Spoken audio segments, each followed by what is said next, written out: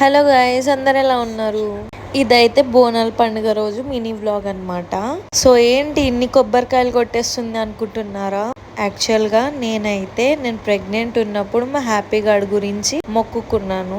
ఏం మొక్కుకున్నానంటే, నాకు మంత్స్ దాటిపోతున్నాయి కానీ హ్యాపీ గార్డ్ గ్రోత్ చాలా తక్కువ ఉంది. సో అందుకే హెల్తీగా అండ్ సేఫ్గా ఎలాంటి కాంప్లికేషన్స్ లేకుండా పుట్టాలని చెప్పేసి అయితే నేను అమ్మవారిని అయితే మొక్కుకున్నా. అండ్ మెయిన్లీ అయితే నాకు ఆడపిల్లలు అంటే చాలా ఇష్టం. ఆడపిల్ల కంపల్సరీ పుట్టాలని చెప్పేసి అయితే నేను లెవెల్ కొబ్బరికాయలు అయితే మొక్కుకున్నా, కొడతానని చెప్పేసి మొక్కు చెల్లిస్తా అని. సో ఇక్కడైతే నాకు అలాగే ఆడపిల్ల పుట్టింది. అలాగే ఎలాంటి కాంప్లికేషన్స్ లేకుండా నాకు అంత మంచిగా జరిగిందని నేనైతే మొక్కు చెల్లించుకోవడానికి అమ్మవారి టెంపుల్ కి అయితే వచ్చేసాను. ఇక్కడ మా ఆయన కొడుతున్నాడు ఏంటి అనుకుంటున్నారా? నేను ఎలా అయితే మొక్కుకున్నానో తనకు కూడా ఉంటది కదా, ఒక హస్బెండ్, ఒక ఫాదర్ అవుతాడని చెప్పేసి తనకు కూడా ఉంటది కదా, బేబీ అండ్ మదర్ సేఫ్గా ఉండాలని చెప్పేసి అయితే మొక్కుకున్నాడంట. సో తను కూడా అందుకే మొక్కు చెల్లించుకుందామని 3 కొబ్బరికాయలు అయితే అమ్మవారికి కొట్టాడు.